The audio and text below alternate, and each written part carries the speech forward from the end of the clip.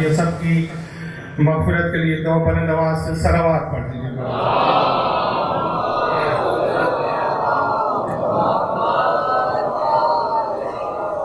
اعوذ باللہ من الشیطان الرجیم. بسم اللہ الرحمن الرحیم.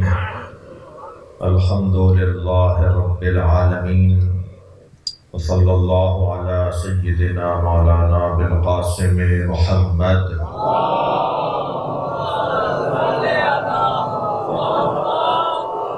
وآلہ الطیبین الطاہرین المعصومین الذین قال اللہ انما یرید اللہ لیذہب عنکم الرجس اہل البیت ویطہرکم تطہیرا.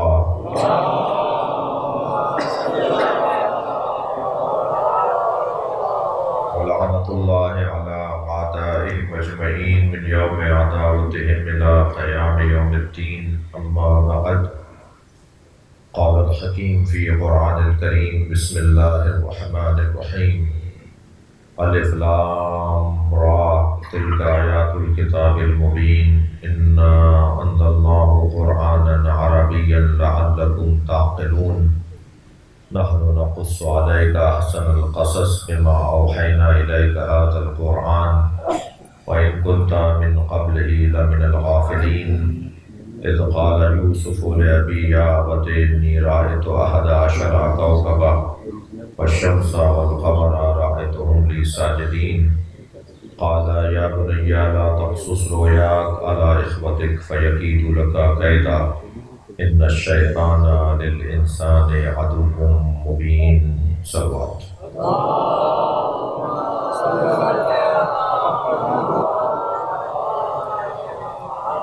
مرحومین جن کے نام پکارے گئے ان کی مغفرت کے لیے بلند تر صلوات.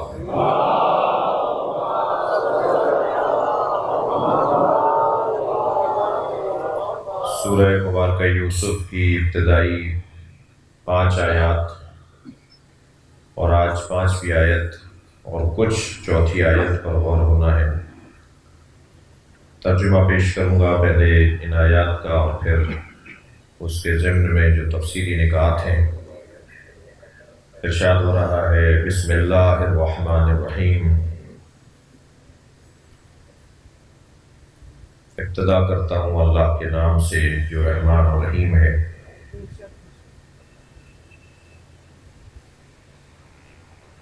الف لام را. الف لام را، یہ آیات روشن کتاب کی آیات ہیں. انا انزلناہ، جسے ہم نے نازل کیا ہے، پڑھی جانے والی، عربی میں پڑھی جانے والی کتاب.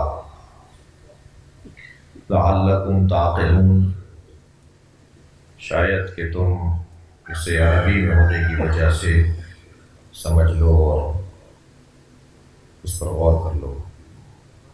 نحن نقص علیک احسن القصص، اے میرے حبیب ہم نے تمہارے اوپر بہترین واقعے کو، اعلیٰ ترین واقعے کو تمہارے اوپر ہم نے بیان کر دیا.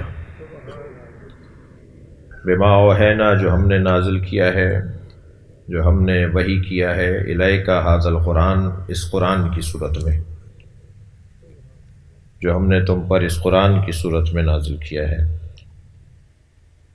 وَإِن كُنْتَ مِن قَبْلِهِ لَمِنَ الْغَافِلِينَ، اگرچہ اس سے پہلے تمہاری توجہ اس واقعے کی طرف نہیں تھی. اذ قال یوسف، یاد کرو میرے حبیب جب یوسف نے کہا لأبیہ، اپنے بابا سے، اپنے والد سے، یا ابت، اے بابا، انی رأیت احد عشر کوکبا، میں نے دیکھا ہے کہ 11 ستارے، والشمس والقمر، اور سورج و چاند، رأیتہم لی ساجدین، میں انہیں دیکھ رہا ہوں کہ وہ مجھے سجدہ کر رہے ہیں. قال یا بنیا، تو کہا یوسف کے بابا نے، اے میرے لال، اے میرے بیٹے، لا تقصص رؤیاک علی اخوتک، اپنے اس خواب کو اپنے بھائیوں کے سامنے بیان نہ کرنا. فیکید لک کیدا، وہ تیرے لیے سازش کریں گے۔ ان الشیطان للانسان عدو مبین، اور بے تحقیق شیطان انسان کا کھلا ہوا دشمن ہے۔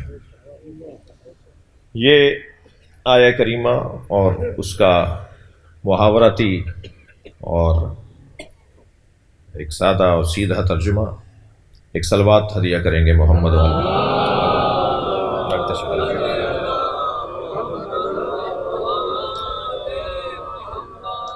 آپ، اور اگر تشریف فرماؤ ادھر جناب ابو طالب علیہ السلام کی عظمت پروفیسر مظہر صاحب، بلند سلام۔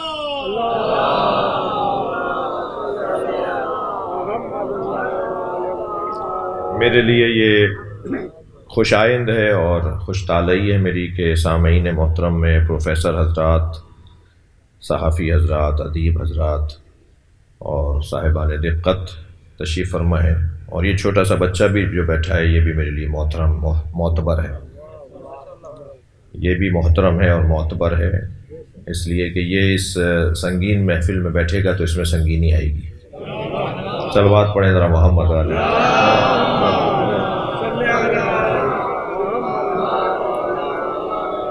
اور محفل کا بیان اور مسلسل اضافے پہ اضافہ ہے، ایک صلوات اور ہدیہ کریں گے۔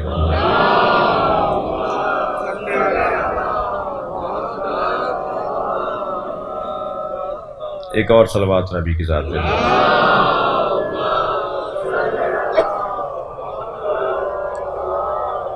میں جو احباب روزانہ تشریف فرما ہو رہے ہیں ان کا وقت بھی نہیں لوں گا کیونکہ بات تکراری نہ ہو، اور جو احباب التفات کیا ہے انہوں نے ملتفت ہوئے ہیں، توجہ فرمائی ہے، تشریف فرما ہوئے ہیں، ان کے لیے 2-4 جملوں میں عرض کروں گا کہ سورہ مبارکہ یوسف کی تفسیر ہے۔ سورہ مبارکہ یوسف مکۃ المکرمہ کی آخری حیات طیبہ میں سرکار کی وہ دور آپ ہجرت فرمانے کے قریب تھے، یعنی حضرت خدیجہ اور حضرت ابو طالب کی رحلت کے فوراً بعد یہ سورہ نازل ہوا ہے۔ اس کے اندر بھی ایک بڑا پیغام ہے، کیونکہ جب مدد کرنے والے، حمایت کرنے والے نہ رہیں تو بعض اوقات اپنے بھی پرائے ہو جاتے ہیں، اور جب اپنے پرائے ہو جاتے ہیں تو پھر یوسف کا قصہ دہرانا لازم ہو جاتا ہے۔ حضرت یوسف کا قصہ اس لیے بھی دہرایا جائے تاکہ اپنوں کی جو بے رخی ہے وہ اس میں حوصلہ ملے کہ میری اور آپ کی، میں اپنے لیے اور آپ کے لیے کہہ رہا ہوں، میری اور آپ کی کیا حیثیت ہے جب نبیوں کے ساتھ بھائیوں نے ایسا کیا ہے۔ اور دیکھیں بھائیوں سے زیادہ قریبی رشتہ نہیں ہوتا، چچا، تایا، چچا زاد، مامو زاد، پھوپھی زاد کی جو بے وفائیاں ہیں مثلاً وہ برداشت ہو جائیں گی کہ اگر کوئی یہ سن لے کہ بھائی بھی ایسا کر سکتے ہیں۔ آج کی تفسیر میں بیان کروں گا کہ ایسا آخر ہوا کیوں۔ یہ بہت تاریخ کا عجیب واقعہ ہے، اور اس کو اللہ نے کہا ہے احسن القصص۔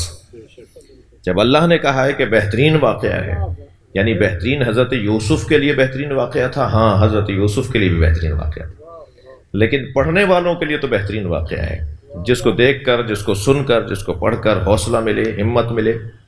میں آغاز کرنے جا رہا ہوں تفسیر کا۔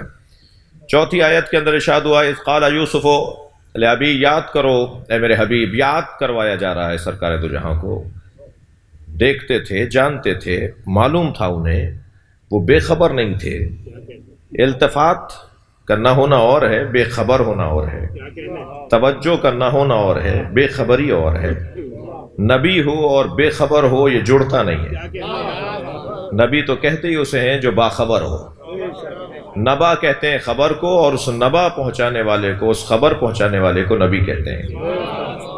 اللہ نے اپنے نمائندوں کو کچھ عنوانات اور کچھ اعزازات اور کچھ عنوان دے کر بھیجا ہے، جیسے نبوت، جیسے رسالت، جیسے امامت، جیسے ولایت، جیسے حجیت۔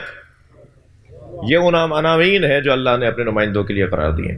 نبیوں میں سب سے پہلے نبی حضرت آدم، رسولوں میں سب سے پہلے رسول حضرت نوح، اماموں میں سب سے پہلے امام حضرت ابراہیم، ولیوں میں سب سے پہلے ولی حضرت خضر۔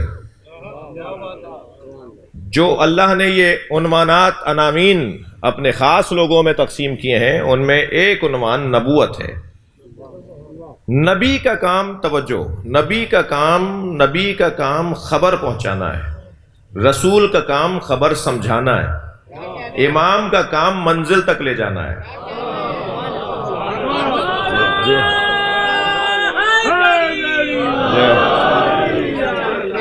امام کا کام ہے ایصال الی المطلوب، امام منزل تک لے جانے والا ہے۔ لہذا ہر زمانے میں امام نہیں ہے، اس لیے کہ منزل دور ہے۔ صلوات پڑھ لیں ذرا محمد و آل محمد۔ شاید کوئی علماء کرام سے دعا لے لوں کہ شاید کوئی پیغام ہو، شاید کوئی بات ہو۔ کیوں نبوت کا سلسلہ پروردگار عالم نے آخری زمانے میں رکھا ہے؟ اس لیے کہ مطلوب اور مقصود اور منزل سے قریب زمانہ ہے، کام بھی ان کا آخری وقت میں ہی ہے۔ اس لیے کہ پورے انسان، اچھا کسی فرد کو منزل پر نہیں لے جائیں گے۔ فرد کیا ہوتا ہے؟ شخص کیا ہوتا ہے؟ شخصیت ہوا کرتی ہے، نظریہ ہوا کرتا ہے، نظریہ اور آئیڈیالوجی اور تصور اور عقیدہ اور نظریہ ہوتا ہے جو قوموں کو بناتا ہے۔ جن لوگوں کے زمانے میں نظریہ پختہ نہیں تھا، وہ قومیں بچپن کے دور سے گزر رہی تھیں۔ ان بچپنے میں گزرنے والے لوگوں نے محنت کی تو قوم جوانی میں ڈھلی، اگرچہ وہ لوگ نہیں رہے۔ یعنی کچھ شخصیات کی قربانی سے قومیں عمر پاتی ہیں۔ بہت سارے اقوام ہیں، بہت سارے ملل اور ملتیں ہیں کہ جو ابھی بچپنے کی عمر سے نہیں گزری ہیں، اور بہت سی ہیں جو جوانی میں آ چکی ہیں۔ یہ جو تہذیب ہے، یہ جو ثقافت ہے، یہ جو اقدار کا مجموعہ ہے، یہ جو محنتیں ہوئی ہیں، میں کہتا ہوں کہ فرض کیجئے ہم بر صغیر کے لوگ، اور بر صغیر کے لوگوں میں بھی حسین مولا کے چاہنے والے، ان کی جوانی میں جس نے رنگ ڈالا ہے اسے میر انیس کہا جاتا ہے، مرزا دبیر کہا جاتا ہے۔ یعنی اگر آج بھی ہم عزاداری سید الشہداء اور امام حسین سے جڑے ہوئے امور جو ہیں ان میں کچھ باتوں کو اساسی قرار دینا چاہیں کہ کون کون سی باتیں اساسی باتیں ہیں، تو ان میں ایک بہت بڑا عنوان مرثیے کا عنوان ہے، جو نہ صرف ایک کلام کا مجموعہ ہے، مصروں کا مجموعہ ہے، بلکہ تہذیب کا مروج اور مبلغ ہے، جس کے ذریعے سے تہذیب پروان چڑھتی ہے۔ تو اصل عنوان میری گفتگو کا یہ ہے کہ حضرت یوسف کا قصہ اور کچھ ایسے قصص ہیں کہ جو مسلسل پرورش ذہن کے لیے ضروری ہیں، انسان کی تعمیر شخصیت کے لیے ضروری ہیں، انسان کو پروان چڑھانے کے لیے، فرد کو نہیں، شخصیت کو، فرد کو نہیں، قوموں کو۔ لہٰذا کچھ ایسے واقعات اور ایسی باتیں جنہیں بار بار دہرایا جائے۔ یہ جو اللہ قرآن مجید کے اندر انسان کی دو کمزوریوں کا ذکر کرتا ہے، اسے بنایا ہی اس نے دو کمزوریوں کے ساتھ بنایا ہے۔ ایک کمزوری اس کی بھولنے کی ہے اور ایک کمزوری اس کی لڑنے کی ہے۔ یہ اختلاف کرتا ہے۔ اب یہ لڑنے کا لفظ اگرچہ مانوس نہیں ہے، ممبر کی زبان میں مانوس نہیں ہے، لیکن میں اسے بہتر کرتا ہوں۔ اختلاف اگر شدید ہو جائے تو وہ جھگڑے تک اور لڑائی تک چلا جاتا ہے۔ اختلاف انسان کی فطرت کا حصہ ہے، جھگڑا انسان کی فطرت میں نہیں ہے۔ اسے جھگڑے تک جانے سے روکنا یہ کام ہے مہذب لوگوں کا، قوموں کے سربراہوں کا، ملتوں کے قائدین کا، کہ تم اختلاف ضرور کرو مگر جھگڑو نہیں۔ اور اختلاف اگر نہیں ہوگا تو یونیورسٹیاں بند ہو جائیں گی، تعلیمی ادارے بند ہو جائیں گے، تحقیقاتی ادارے بند ہو جائیں گے، ریسرچ ورک ختم ہو جائے گا۔ جو تحقیقی عمل جاری رہتا ہے وہ اختلاف کی بنیاد پہ جاری رہتا ہے، اختلاف کو حسن جانا جائے۔ اللہ نے ساری کائنات بھی اختلاف لیل و نہار پہ بنائی ہے۔ یہ دن اور رات کا حسن ہی اختلاف پر ہے۔ تو اختلاف کو برا نہ سمجھا جائے، بلکہ اختلاف کا اگر نتیجہ جلدی نہ نکلے اور وہ جھگڑے میں اور لڑائی میں تبدیل ہو جائے تو یہ ہے اس وقت کے، اس زمانے کے لوگوں کی ذمہ داری کہ انہیں جھگڑے سے، اس ماحول کو جھگڑے سے بچائیں، لڑنے سے بچائیں۔ عزیزان گرامی، میں ایک طالب علم، ایک حقیر فقیر، ایک نادار طالب علم، جب اس حلیے میں آپ سے بات کروں گا، اور قصداً ہم نے اس حلیے کو اپنایا ہوا ہے کیونکہ اس خطے کے اندر ہمارے دور میں جو ہم نے کچھ دیکھا ہے وہ مایوسی پھیل جاتی، لوگ دور ہونے لگتے بہت ساری چیزوں سے، اور ہم نے بعض کمزور لوگوں کو، سوچ کے کمزور لوگوں کو دور ہوتے ہوئے بھی دیکھا۔ میں رسمی گفتگو کر رہا ہوں اس لیے میں مثالیں نہیں دوں گا، الجھنے ہونے کا خوف ہے۔ ہم نے دور ہوتے ہوئے دیکھا، لوگ گھبرانے لگے، لوگ پیچھے ہٹنے لگے، بعض چیزوں میں انہوں نے اس انداز کو اپنایا جو شایان نشان نہیں تھا۔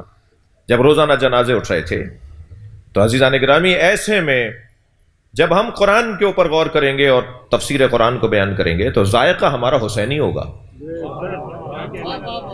ذوق ہمارا حسینی ہوگا، مشرب ہمارا کربلائی ہوگا۔ یعنی ہم قرآن سمجھنا چاہتے ہیں مگر حسین کی خوشبو کے ساتھ، ہم قرآن سمجھنا چاہتے ہیں مگر مولا کائنات کی ولا کے ساتھ، اور ہم قرآن عربی زبان میں ہے اور عربی لغت میں ہے، اس کو ملحوظ رکھتے ہوئے یہ دیکھنا چاہتے ہیں، یہ سمجھنا چاہتے ہیں کہ ہمیں، اور یعنی ہمیں سے مراد حسینیوں کو قرآن نے کہاں کہاں مدد فراہم کی ہے۔ میں ایک نقطے سے آغاز کر رہا ہوں اپنی آج کی گفتگو کا، صلوات کا سہارا چاہوں گا۔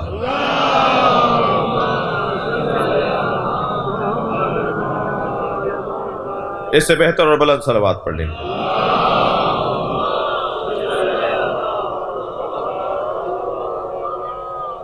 یاد کرو میرے حبیب جب کہا یوسف نے اپنے بابا سے، یوسف کسے کہتے ہیں؟ خود اس میں مبارک یوسف، کتنا یعنی اس نام میں بھی کتنا حسن ہے۔ جب ہم یوسف کہتے ہیں تو حسن ہی حسن محسوس ہونے لگتا ہے۔ اللہ نے اس نام میں بھی حسن رکھا ہے۔ یوسف کسے کہتے ہیں؟ عربی زبان کا لفظ ہے، عبرانی زبان کا لفظ ہے، فارسی زبان کا لفظ ہے، ہندی زبان کا لفظ ہے۔ کون سی زبان ہے؟ عربی زبان کا لفظ ہے۔ پہلے متوجہ رہیں میرے محترم سننے والے، عربی زبان کا لفظ ہے یوسف۔ انہیں ان کی زبان میں یوسف نہیں کہتے تھے، کچھ اور کہتے تھے۔ حضرت یوسف کو ان کے اپنے علاقے کے لوگ یوسف نہیں کہتے تھے۔ یہ نبی مکرم پر قرآناً عربیاً لعلکم تعقلون، اللہ نے اسے عربی میں نازل کیا ہے تو عربی میں یوسف کہا جائے گا، چاہے ان کی زبان میں کچھ اور کہا جائے۔ جو عربی میں اس لفظ کا ترجمہ بنے گا وہ اللہ نے نازل کرے گا۔ لہذا یوسف کہہ کر اللہ نے قرآن میں حضرت یوسف کا وہ نام ترجمہ کر کے بیان کیا۔ یہ کوئی پہلی مرتبہ تو نہیں ہو رہا۔ اے اللہ کے رسول، اپنے اس بڑے بیٹے کا نام شبر رکھ دیجئے۔ سرکار نے فرمایا شبر تو عبرانی زبان ہے، فرمایا عربی میں اسے حسن کہتے ہیں۔ اے اللہ کے رسول، اپنے اس بیٹے کا نام شبیر رکھ دیجئے۔ حضرت نے فرمایا شبیر تو عبرانی میں بولتے ہیں۔ تو جبریل امین نے فرمایا پھر اس کا نام عربی میں حسین رکھ دیجئے۔ اگر یہاں شبیر کا ترجمہ خود نبی نے کیا ہوتا تو کہہ دیتے کہ حسین آسمانی نام نہیں ہے۔ توجہ ہے حضرات کی؟ اگر سرکار دو جہاں کے سوال پر جبریل امی کہتے پھر آپ نام رکھ لیجئے، اور سرکار خود حسین نام رکھ دیتے تو کہتے کہ فاطمہ نام تو آسمانی ہے، علی نام تو آسمانی ہے، محمد نام تو آسمانی ہے، حسن و حسین آسمانی نہیں ہے۔ مگر نبی مکرم نے شبیر و شبر کا آسمان سے ہی نام اتروایا جسے حسن و حسین کہا جاتا ہے۔ تو یہ پہلی دفعہ نہیں ہوا، یہ ہوتا آیا ہے، ایسا ہوتا تھا۔ اور کیوں عبرانی زبان کا عربی زبان کے ساتھ ایسا تعلق رہا ہے؟ اس لیے کہ اکثر انبیاء کرام کی زبان عبرانی زبان، اور اکثر تعلیمات آسمانی عبرانی زبان کے اندر موجود اور محفوظ تھیں اور ہیں۔ لیکن کیونکہ اب قرآن عربیہ، اب اللہ نے سمجھنے والوں کی زبان بدل دی ہے۔ لفظ میں اور بہتر کروں، اللہ نے جس کلاس کو پڑھانے کے لیے مصطفیٰ سرکار آ رہے ہیں اس کلاس کی زبان لینگویج بدل دی ہے۔ اب عربی میں کلاسیں لگیں گی، اب یہ عربی میں باتیں ہوں گی۔ لہٰذا اس زبان کا اس زبان کے اندر ترجمے کا ہونا یہ مانوس بات ہے۔ یوسف کسے کہتے ہیں؟ ہم لغت کی طرف بعد میں جائیں گے، معصوم امام کا فرمان پہلے سن لیتے ہیں۔ امام موسیٰ کاظم علیہ السلام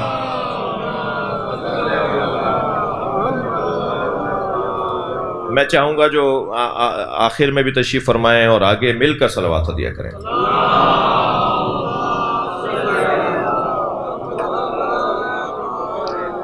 امام فرماتے ہیں الاسف الاسف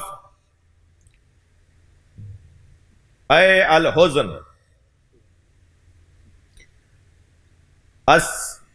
السیف اے العبد، اجتمعا فی یوسف حزن و عبد، یعنی عبد محزون۔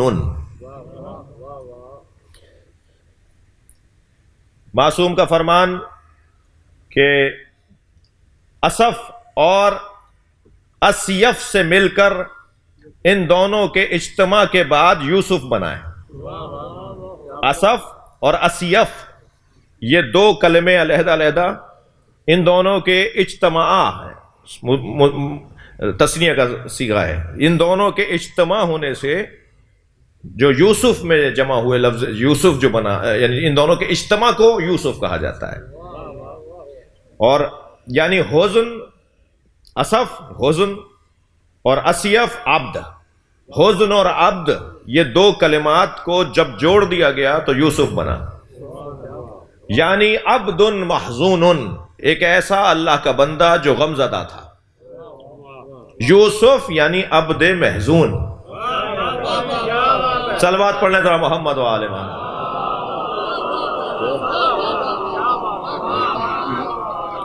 عبد محزون، حزن زدہ اور حزن میں رہنے والا اللہ کا بندہ۔ یہ معالم التنزیل کے اندر جلد نمبر 3 صفحہ نمبر 105 کے اوپر حضرت کا فرمان میں نے۔ اب آ جائیے لغت کے اندر، اور اس سے میں سہارا چاہوں گا اپنے محترم سننے والوں کا کہ تھوڑی توجہ بڑھائیں۔ کچھ عرصے پہلے، کہ یہ چند سال پہلے، ہم نے مرکزی نشر پار کی مجلس میں ماتم پہ دلیل دیتے ہوئے حضرت یعقوب کا اپنے بچے کو یاد کرنا اور یاد کر کے رونا، اسے دلیل قرار دیتے ہوئے، ماتم پر دلیل قرار دیتے ہوئے بیان کیا تھا۔ اور ہم نے اس میں بیان کیا تھا کہ حضرت یعقوب علیہ السلام روزانہ شجرۃ الوداع، جو شہر کا آخری درخت جس کے بعد پھر صحرا شروع ہوتا تھا، اس درخت کے نیچے جا کے بیٹھ جاتے تھے، ایک ستو کا شربت اپنے ظرف میں بھر کر لے جاتے تھے، اور اس درخت کے نیچے بیٹھ کر حضرت یعقوب، جہاں شہر ختم ہوتا تھا اور اس کے بعد صحرا، اور وہ اس درخت کو شجرۃ الوداع اس لیے کہ آخری درخت، وہاں سے پھر قافلے وداع بھی ہوتے تھے، لوگ رخصت بھی کرتے تھے اپنے عزیزوں کو، آنے والوں کا استقبال بھی کرتے تھے، وہ شہر کا آغاز کہہ لیجئے، جو بعد میں پھر دروازے بھی بنتے تھے اس انداز سے۔ وہاں حضرت یعقوب چلے جاتے تھے ستو کا شربت بنا کر، اور وہاں وہ اس لیے لے جاتے تھے کہ ہر کچھ دیر کے بعد انہیں توانائی کی ضرورت ہوتی تھی، انسانی اور بشری تقاضوں کی بات ہو رہی ہے، اور مجلس عظام نیاز، نظر، شربت، سبیل کا انتظام، رونے والوں کے لیے کچھ شربت کا اہتمام، کوئی نیاز کا اہتمام، کوئی تبرک کا اہتمام، ان کے لیے کچھ دلیلیں جب آپ ردیف کریں گے نا، دلیلوں کو جب جمع کریں گے تو ان میں سے ایک دلیل یہ بھی ہے، کیونکہ جب انسان روتا ہے تو اس کے وجود سے جو اس کی توانائی کا استعمال ہوتا ہے، جو رطوبت آنسوؤں کی صورت میں اور نمک کی صورت میں اس کے بدن سے خارج ہوتی ہے، آنسوؤں سے آنکھوں سے آتی ہے، اس کے بعد اس کے بدن کو توانائی کی ضرورت ہے۔ یہ یوں ہی ہمیں لائن پر نہیں لگایا گیا ہے۔ بھائی صلوات پڑھ لیں محمد و آل محمد۔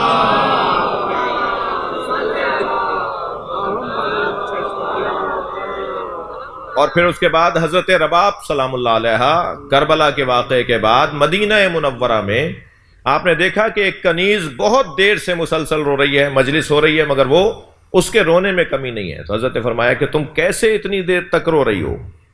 رونا تو بی بی کو مطلوب تھا، مگر بی بی کو اس سے ایک سوال ہوا کہ تم کیسے اتنی دیر سے رو رہی ہو؟ کہنے لگی بی بی میں ہر کچھ دیر کے بعد جاتی ہوں اور فلاں چیز کا میں نے شربت بنایا وہ پی کر آتی ہوں۔ حضرت فرمایا کل سے ہر رونے والے کے لیے تم شربت کا انتظام کرو گی۔ لہٰذا پھر جو بی بی کو پرسہ دینے کے لیے آتے تھے بی بی کے گھر میں، ان کے لیے اس شربت کا انتظام ہوتا تھا۔ حضرت یعقوب، صلوات پڑھیں ذرا۔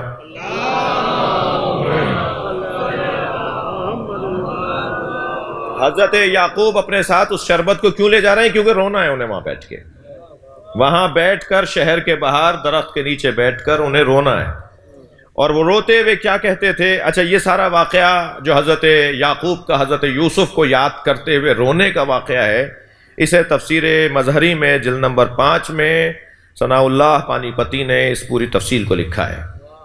جب ہم نے کچھ مدت پہلے مرکزی مجلس میں یہ بات کی تو اس کے بعد میرے بہت محترم معظم ایک مہندس ہیں، ایک انجینئر ہیں، جن کے بہت سارے بیانات سنی شیعہ سب سنتے رہتے ہیں، انہوں نے مجھے جواب دیا تھا، میں ان کے جواب کا جواب دے رہا ہوں۔ ایک صلوات پڑھیں ذرا محمد والد۔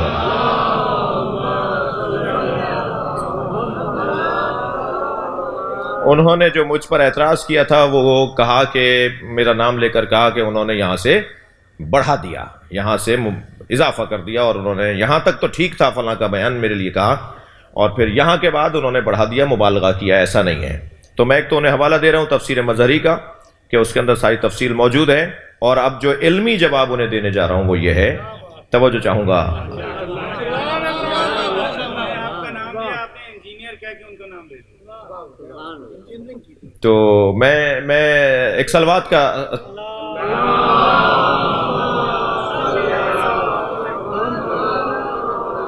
اب آپ کو میں انہیں ایک علمی آپ کے سہارے سے انہیں علمی جواب دینے جا رہا ہوں، اور وہ یہ کہ لغت میں یا اسفا علی یوسفا، پہلے تو ذہن میں رہے میرے عزیزوں کے کہ حضرت یعقوب وہاں بیٹھ کر کیا بولتے تھے۔ حضرت یعقوب وہاں بیٹھ کر اپنے سر پر، اپنے زانو پر جب ہاتھ مارتے تھے تو فرماتے تھے، ہاتھ مارتے ہوئے ہاتھ یہاں ماریں، ہاتھ یہاں ماریں، ہاتھ یہاں ماریں، بدن کو مارنے کی بحث ہے نا، بدن کے اوپر چوٹ مارنے کی بحث ہے نا۔ تو حضرت یعقوب اپنے سر پر، اپنے زانو پر ہاتھ مارتے ہوئے فرماتے تھے یا اسفا علی یوسفا، یہ جملہ تھا ان کا، میں اپنے الفاظ میں کہوں یہ نوحہ تھا ان کا۔ وہ اپنے بچے کو یاد کر کے، اچھا روڈ پر بیٹھے، رستے پر بیٹھے ہوئے رو رہے ہوتے تھے، گھر میں کیوں نہیں روتے تھے؟ شربت بنا کر رستے پہ جا کے بیٹھ جاتے تھے، اس لیے شربت بنا کے رستے پر بیٹھ جاتے تھے تاکہ آتے جاتے لوگ یا یوسفا یا صفا، اور یہ سنت انبیاء بن جائے، اور یہ سنت انبیاء بن جائے کہ جب نبیوں کے بچوں کو مارا جاتا ہے، جب نبیوں کے بچوں کے ساتھ زیادتی ہوتی ہے، تو یہ انبیاء کی سنت ہے کہ وہ روڈ پر بیٹھ کر انہیں یاد کرتے ہیں۔ جی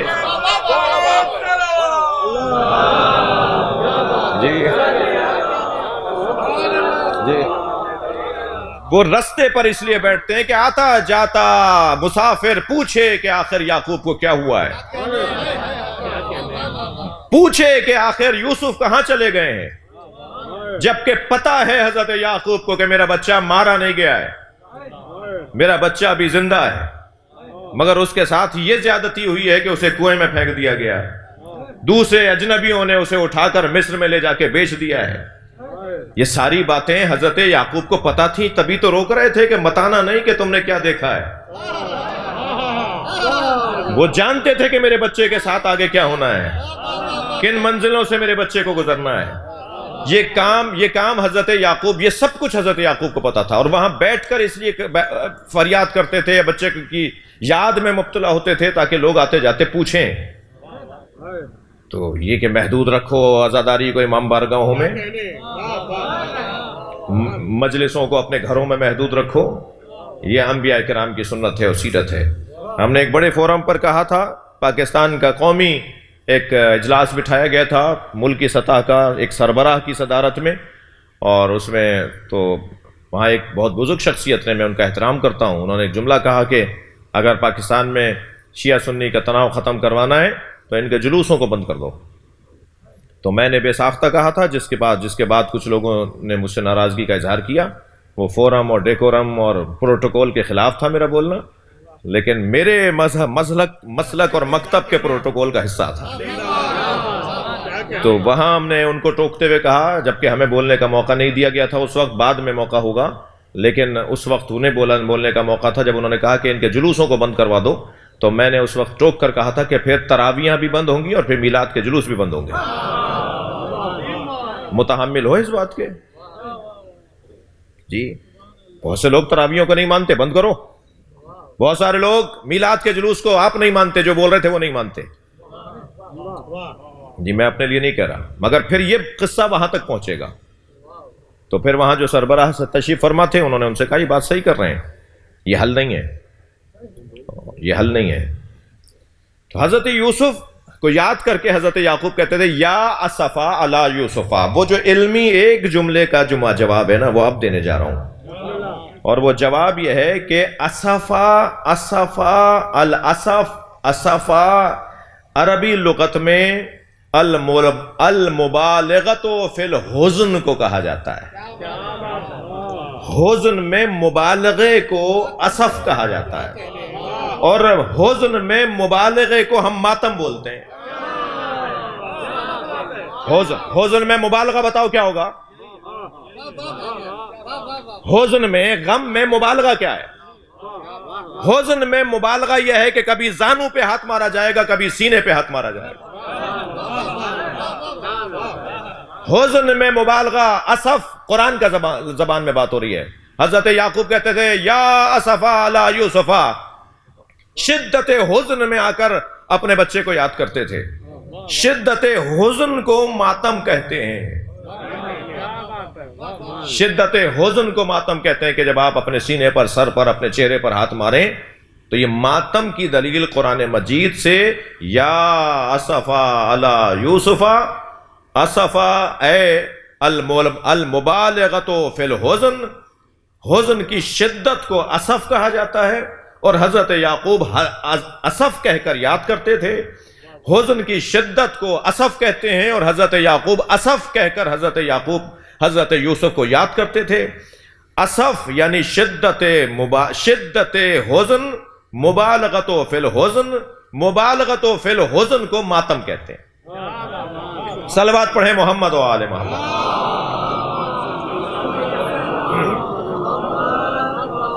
میرے عزیز، میرے بھائی، کبھی ہم نے اعتراض نہیں کیا کہ فلاں ایسا کیوں کرتے ہیں، اس لیے کہ ان کے بڑوں نے ایسا سکھایا ہے.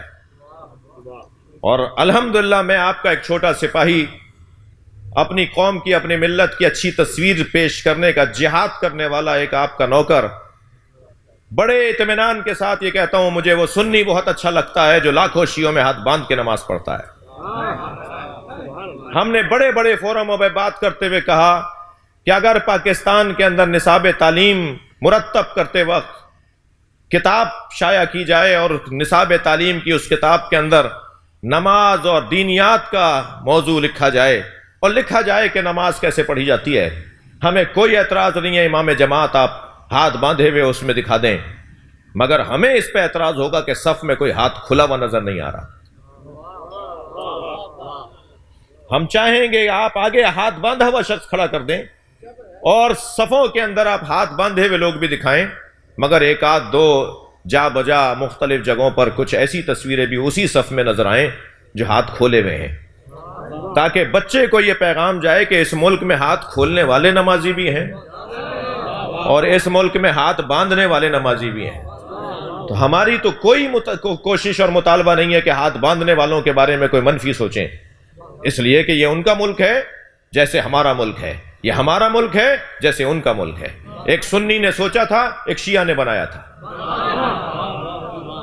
لہذا ان کا بھی وہی حق ہے، ہمارا بھی وہی حق ہے. تو میں اپنے بھائی سے جواباً کہتا جا رہا ہوں، مضمون سے ہٹا ہوا نہیں ہوں.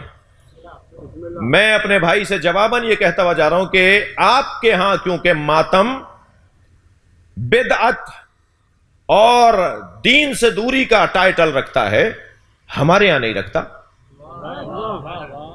آپ کے بڑوں نے رونے کو بدعت کہا ہوگا، مگر جسے میں بڑا مانتا ہوں آپ کے بڑے سے کوئی چھوٹا نہیں ہے.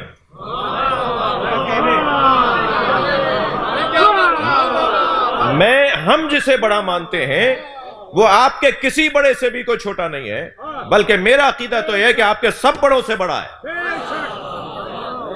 دلیل بھی دوں گا اگر کسی فورم پر مجھ سے دلیل مانگ لی کہ آپ نے ہمارے بڑوں سے اپنے بڑے کو بڑا کہا ہے تو دلیل دیجئے. دلیل یہ ہے کہ ہم جنہیں امام اہل بیت مانتے ہیں، ائمہ اہل بیت مانتے ہیں، وہ اپنے زمانے میں اپنے زمانے کے علماء میں سب سے زیادہ عالم ہوا کرتے تھے، اور اس زمانے کے تمام بزرگ شخصیات ان سے آ کر مسئلہ پوچھتی تھی. وہ اپنے اپنے زمانے کے اندر معتبر اور شخصیات شمار کی جاتی تھیں. لہٰذا آپ کو مبارک ہو، آپ جسے بڑا مانتے ہیں، ہمیں کوئی اعتراض نہیں ہے، آپ ان کی تعلیمات پر عمل کیجئے. مگر میں جس امام رضا کو بڑا مانتا ہوں، ہم جس امام جعفر صادق کو بڑا مانتے ہیں، انہوں نے امام حسین پہ رونے کو نہ صرف بدعت نہیں کہا ہے بلکہ قرب الہی کا ذریعہ قرار دیا ہے. اللہ سے وہ قریب ہوتا چلا جاتا ہے جو حسین سے زیادہ عشق کا مظاہرہ کرتا ہو. لہذا آپ کے نزدیک بدعت ہوگا. اور پھر فضائل اور مصائب میں قاعدہ مشترک ہے سنی شیعہ کے درمیان، وہ ہے تسامح. فضائل کے باب میں تسامح سے کام لیا جاتا ہے، مصائب کی گفتگو میں تسامح سے کام لیا جاتا ہے. تسامح یعنی آپ مستحبات اور مکروہات میں روایات کی سند، راویوں کی پرکھ. توجہ، میری مجبوری ہے کہ میں اصطلاحوں سے باہر نہیں آؤں گا، آپ کو تھوڑا سا اوپر آنا ہوگا، میں نیچے نہیں آؤں گا. صلوات پڑھیں ذرا محمد و آل محمد.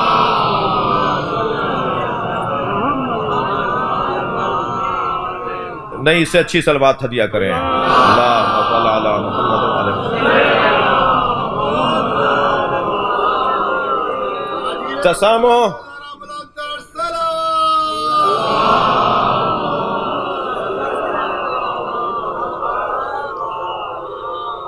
حدیث کی سند، راویوں کی پرکھ، مستحبات اور مکروہات میں اس شدت سے نہیں دیکھی جائے گی. تسامح کی تعریف اور تسامح کی تشریح کر رہا ہوں. احادیث میں راویوں کی پرکھ اور احادیث کی سند اس شدت سے نہیں دیکھی جائے گی مستحبات اور مکروہات، اور سنن میں اس شدت سے نہیں دیکھی جائے گی جس شدت سے واجبات اور محرمات میں دیکھی جاتی ہے. فضائل کے باب میں اگر کسی کی خوبی، کسی کی فضیلت، کسی کا کمال بیان کیا جائے تو اس کے اندر تحقیق اس درجے پر نہیں ہوگی جس درجے پہ حرام کاموں کے لیے اور واجب کاموں کے لیے توجہ کی جاتی ہے. اور اسی طرح مصائب کے باب میں کہ فلاں کے ساتھ زیادتی ہو گئی تو ہم اس میں تحقیق بٹھا دیں، آپ سے فیصلہ تو نہیں مانگا تھا جی. اسی طرح مصائب کے باب میں بھی توجہ. تو کیونکہ آپ کے نزدیک ماتم کرنا، حسین علیہ السلام پر اور کربلا والوں کا غم منانا آپ کے نزدیک وہ بدعات میں یعنی محرمات میں شمار ہوتا ہے، اس لیے آپ شدت سے بات کر رہے ہیں. ہمارے ہاں کیونکہ وہ محرمات کا عنوان ہی نہیں ہے، وہ جس ٹائٹل کے نیچے عنوان وہ ہے ہی نہیں جو آپ کے ہاں عنوان ہے. اللہ کرے میری بات جا رہی ہو. میرے بھائیوں کے ہاں، میرے عزیزوں کے ہاں جس عنوان کے تحت ماتم کو دیکھا جاتا ہے، ہمارے ہاں اس عنوان کے تحت نہیں دیکھا جاتا. لہذا آپ کی دید وہ ہے، ہماری دید یہ ہے. اگر ہم ماتم کر رہے ہیں تو ہم نے تو آپ سے نہیں کہا کہ آپ بھی ماتم کریں. اگر آپ ہاتھ باندھ کے نماز پڑھ رہے ہیں تو آپ کو بھی خواہش نہیں ہونی چاہیے کہ ہم ہاتھ باندھ کے نماز پڑھیں. ہمارا عمل اگر معقول ہو اور عاشقانہ ہو تو اس پہ توجہ کر لو، اور اگر معقول نہ ہو اور عاشقانہ نہ ہو تو آپ کوئی زبردستی نہیں ہے، کوئی دھونس نہیں ہے. توجہ. حضرت یعقوب علیہ السلام اپنے بیٹے کو نوحہ پڑھتے ہوئے یاد کرتے تھے، اور اسف مبالغہ ہے حزن اور غم میں، اور مبالغہ حزن و غم میں دوسرا نام ماتم کا عنوان رکھتا ہے. میری بات قدر مکمل ہوئی ہے. آیت آگے بڑھ رہی ہے. قالا یا بنیا، حضرت یوسف نے اپنا خواب بیان کر دیا کہ میں نے 11 ستاروں کو اور سورج اور چاند کو سجدہ کرتے ہوئے دیکھا ہے. میں نے سورج اور چاند کو سجدہ کرتے ہوئے دیکھا ہے. سورج اور چاند کو سجدہ کرتے ہوئے دیکھا ہے. لی، مجھے سجدہ کر رہے ہیں. سجدے کی 3 قسمیں. سجدہ تعبدی ہے، سجدہ شکر کا ہے، سجدہ تعظیم کا ہے. سجدے کی 3 قسمیں. جو تعبدی سجدہ ہے وہ للہ، صرف اللہ کو ہوگا. جو شکر کا سجدہ ہے وہ صرف اللہ کو ہوگا. لیکن ایک سجدہ تعظیمی بھی ہے جو تاریخ سجدہ گزاروں میں، توجہ، جو تاریخ ساجدین میں 2 لوگوں کو کیا گیا، فرشتوں نے حضرت آدم کو کیا اور 11 بھائیوں نے اور ماں باپ نے حضرت یوسف کو کیا۔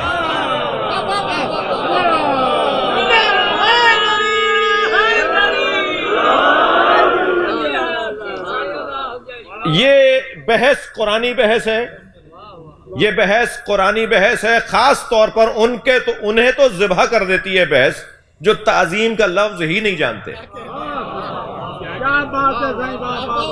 جو لفظ تعظیم سے آشنا نہیں ہے، جو ادب سے آشنا نہیں ہے، جو کسی کے احترام سے آگاہ اور آشنا نہیں ہے، انہیں تو قرآن کی یہ 2 آیتیں ذبح کر دیتی ہیں۔ یا ابلیس ما منعک ان تسجد لما خلقت بیدی، یا ابلیس ما منعک ان تسجد، سجدے کی بات کر رہا ہوں، اے ابلیس اسے سجدہ کرنے سے تجھے کس نے روکا تھا جسے میں نے اپنے دونوں ہاتھوں سے بنایا تھا؟ تو سجدے کی بحث، فرشتوں نے حضرت آدم کو سجدہ کیا، سجدے کی بحث، حضرت یوسف کو ان کے 11 بھائی اور ماں باپ سجدہ کریں گے، سجدے کی بحث۔ تو اور لوگ بھی معمولی نہیں ہے، 11 بھائیوں کے علاوہ ماں باپ میں ایک نبی ہے، حضرت یعقوب اور حضرت راحیلہ، کیونکہ آپ کے ذہن میں ہے کہ حضرت بنیامین اور حضرت یوسف، حضرت یعقوب کے 12 بیٹے، 12 بیٹوں میں توجہ چاہوں گا، 10 بیٹے ایک ماں سے اور 2 بھائی 2 بیٹے ایک ماں سے۔ حضرت یعقوب کی پہلی زوجہ جن کا نام لیا لکھا ہے، لام یہ کے اوپر تجدید، لیا، لام کے نیچے زیر، ان سے 10 بیٹے ہیں، اور حضرت یعقوب کی دوسری زوجہ جن سے حضرت یوسف اور بنیامین ہے، ان کا نام راحیلہ لکھا ہے۔ حضرت یعقوب نبی ہیں، راحیلہ حضرت یوسف کی والدہ، حضرت بنیامین کی والدہ، یہ دونوں سگے بھائی ہیں، ایک سگے بھائی سے مراد ایک ماں سے ہیں،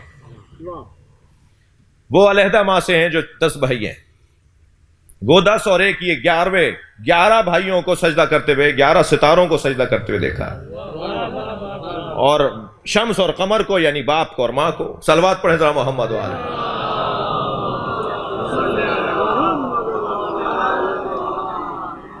تو یہ حضرت یعقوب نبی ہیں بھائی، سجدہ کریں گے حضرت یوسف کو جی، فرشتے سجدہ کر رہے ہیں حضرت آدم کو، ابلیس نے سجدہ نہیں کیا حضرت آدم کو تو اس کی مذمت ہوئی۔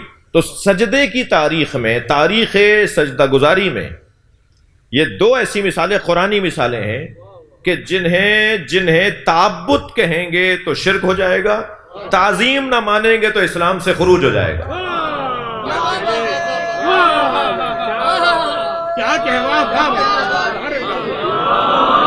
اگر یہ بولیں گے کہ فرشتوں نے اور حضرت یعقوب نے، حضرت یوسف اور حضرت آدم، فرشتوں نے حضرت آدم کے لیے، حضرت یعقوب نے حضرت یوسف کے لیے یہ بندگی کی تھی اور اللہ سمجھ کے یہ ان کا سجدہ کیا تھا تعبد کا، اگر تعبداً سجدہ کیا تھا تو یہ شرک ہو جائے گا، اور تعظیم نہیں مانیں گے تو قرآن سے نکل جائیں گے۔ تو اللہ نے تعظیم کا پیغام دیا ہے، وہ سجدہ دیکھنا چاہتا ہے، تم گردن نہیں جھکاتے ہو، تم انہیں اپنے جیسا بولتے ہو، تم انہیں اپنا بڑا بھائی بولتے ہو، قرآن ان کی تعظیم کا حکم دے رہا ہے، تم انہیں ایک جیسا کہتے ہو، اپنے جیسا کہتے ہو، قرآن کا پیغام۔ مگر یہاں عزیزان گرامی میں جلدی نہیں گزروں گا، اور اچھا ہوا کچھ دیر کے لیے گھڑی بند تھی تو میں نے ٹائم دیکھا ہی نہیں تھا۔ یہاں سجدے کی 3 قسمیں میں آپ کے سامنے بیان کرنے جا رہا ہوں، ایک سجدہ شکر، سجدہ تعظیمی اور سجدہ تعبدی۔ میں تو پڑھ کر آپ کو سنا رہا ہوں۔ شیخ صدوق علیہ رحمہ نے احسن الفوائد کے اندر لکھا کہ فرشتوں کا یہ سجدہ جو حضرت آدم کے لیے، 2 سجدوں کی بات ہو رہی ہے نا، تھوڑا سا گردن ہلاتے رہیے، بات جاری ہے۔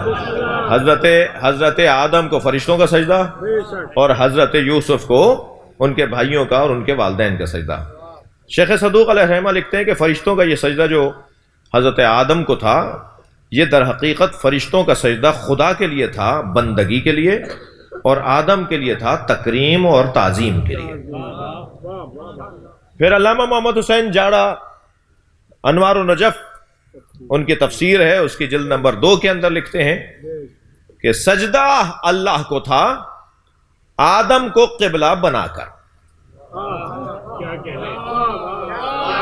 کیا خوب تعبیر ہے، آدم کو قبلہ بنایا جیسے ہم بنائے بیٹھے ہیں۔ صلوات پڑھیں ذرا محمد و آل محمد۔ خانہ کعبہ قبلہ ہے نا ہمارا، تو ہم کیا خانہ کعبہ کو سجدہ کر رہے ہیں؟ ہم تو اللہ کو کر رہے ہیں، مگر ہمارا رخ قبلے کی طرف، خانہ کعبہ کی طرف۔ ایسے ہی فرشتوں نے حضرت آدم کو قبلہ بنایا تھا، سجدہ اللہ کو کیا تھا۔ اور پھر وہ یہی دوسری مثال وہ دیتے ہیں کہ حضرت یوسف کو جو بھائیوں نے اور والدین نے سجدہ کیا، تو حضرت یوسف کو قبلہ بنایا تھا اور سجدہ اللہ کو کر رہے تھے، مگر وہ سجدہ تعظیمی نہیں، سجدہ شکر تھا۔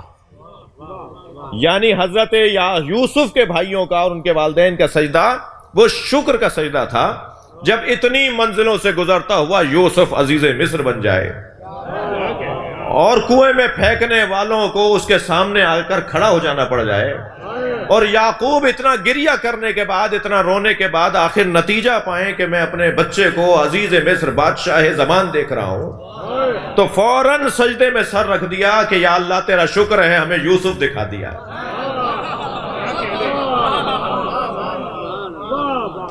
تو بس سجدے کی 2 قسمیں، حضرت آدم کے لیے قبلہ بنا کر حضرت آدم کو سجدہ کیا اللہ کو، حضرت یوسف کو دیکھ کر اللہ کا شکر ادا کرتے ہوئے فرشتوں نے، بھائیوں نے اور والدین نے حضرت یوسف کو دیکھ کر اللہ کا شکر ادا کرتے ہوئے سجدہ کیا۔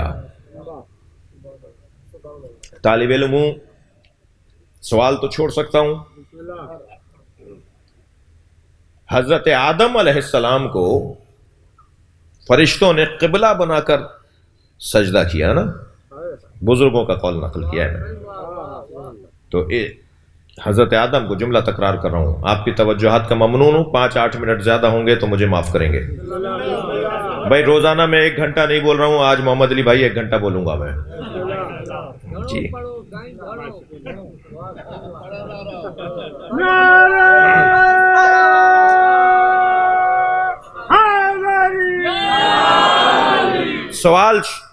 سوال دے رہا ہوں طالب علمانہ، ابرار بھائی سوال دے رہا ہوں طالب علمانہ۔ حضرت آدم، توجہ، حضرت آدم کو فرشتوں کا قبلہ بنا، حضرت آدم کو قبلہ بنا کر فرشتوں نے اللہ کا سجدہ کیا نا، تو حضرت آدم قبلہ بنے ہی اس لیے تھے کہ فرشتوں سے افضل تھے۔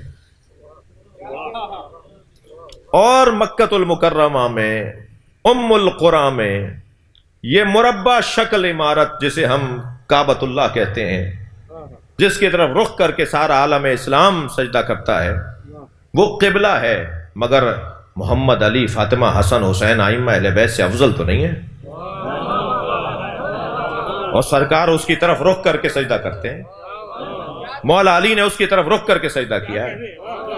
فرشتوں نے حضرت آدم کو قبلہ بنا کر اللہ کا سجدہ کیا، کیونکہ آدم فرشتوں سے افضل تھے۔ یہ کعبہ تو محمد مصطفیٰ سے افضل نہیں ہے، یہ خانہ کعبہ تو مولا علی سے افضل نہیں ہے۔ اچھا کیا ہے کیا جو آپ لوگ تعجب سے مجھے دیکھ رہے ہیں؟ کیا خانہ کعبہ نبی مکرم سے افضل ہے؟ تو پھر تعجب سے کیوں دیکھ رہے ہیں مجھے آپ؟ کیونکہ مانوس نہیں ہے نا یہ گفتگو، اس لیے آپ کو تعجب ہو رہا ہے۔ خانہ کعبہ تو نبی سے افضل نہیں ہے، یا ہے؟ نہیں ہے بھائی۔ اگر آپ کو تسلی چاہیے تو کہہ دوں، خانہ کعبہ سے افضل تو مومن کا دل ہے۔ حدیث ہیں بھائی، ایسے نہیں میں بغیر پڑھے نہیں بیٹھا ہوا۔ خانہ کعبہ سے افضل قلب مومن ہے۔ اگر کوئی مومن کا دل دکھائے تو ایسا ہے جیسے اس نے کعبہ ڈھا دیا ہو۔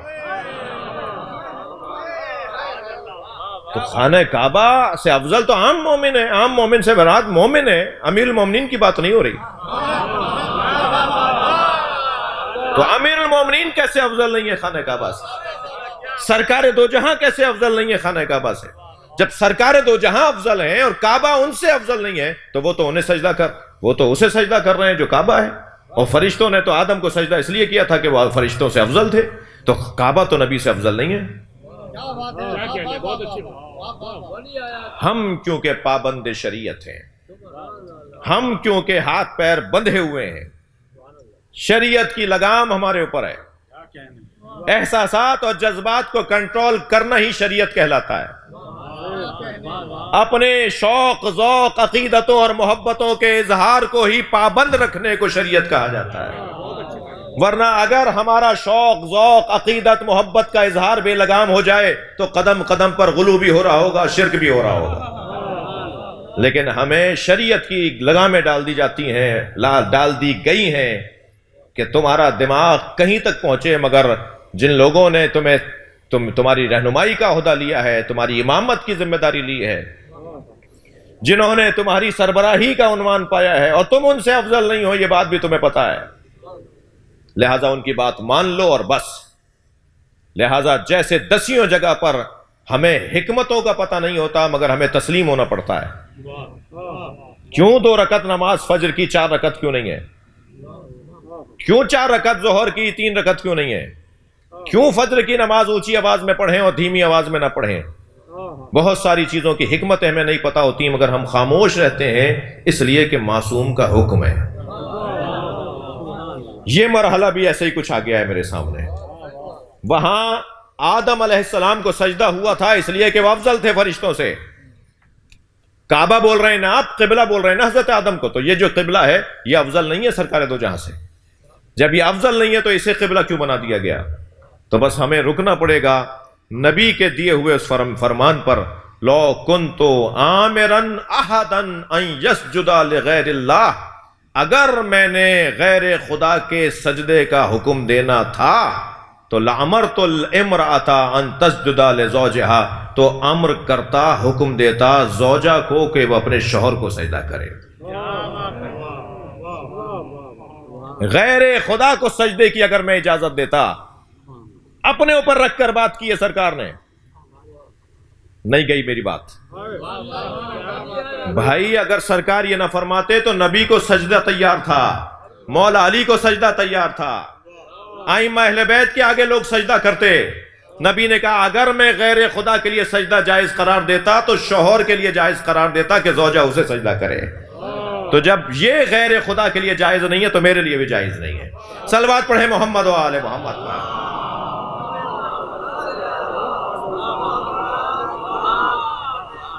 معصوم کا فرمان سنا کر اپنی بات کو منزل دوں گا. میرے مولا فرماتے ہیں, توجہ چاہوں گا, معصوم ارشاد فرماتے ہیں ایک صلوات ہدیہ کریں محمد و آل محمد.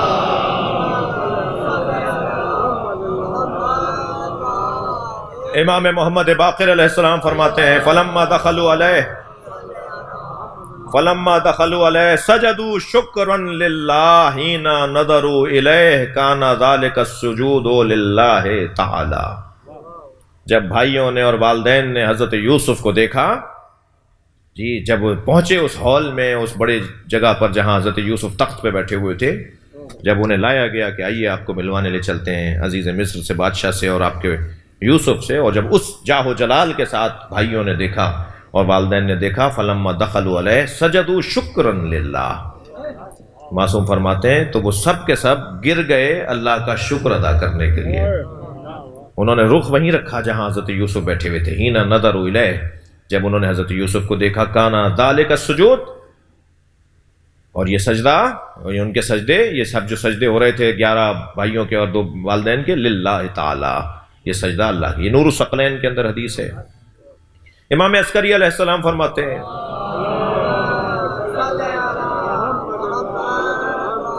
کان السجود للہ وآدم قبلۃ, فرشتوں کا جو سجدہ تھا حضرت آدم کے لیے وہ آدم کو قبلہ بنا کر اللہ کا سجدہ تھا.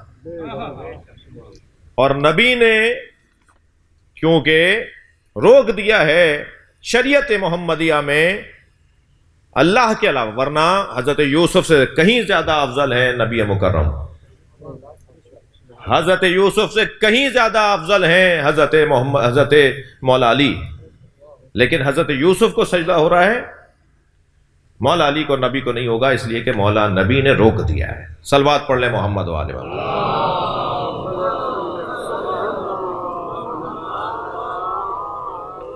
تھوڑا سا مجھے سہارا دیجئے۔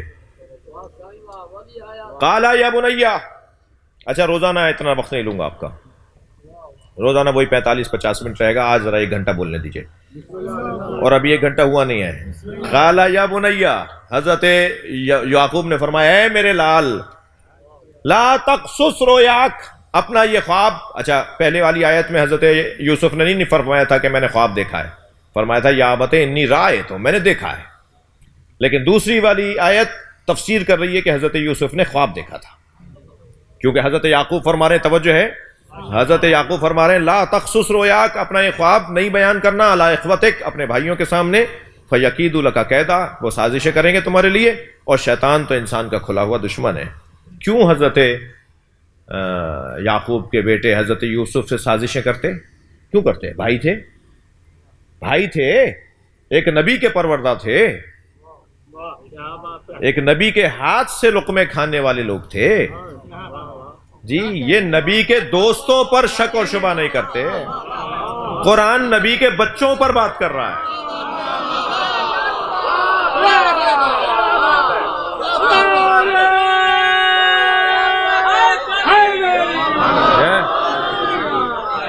یہ نبی کے ساتھ بیٹھنے والوں پر بات کرنے نہیں دیتے جی، قرآن نبی کے بچوں پر بات کر رہا ہے۔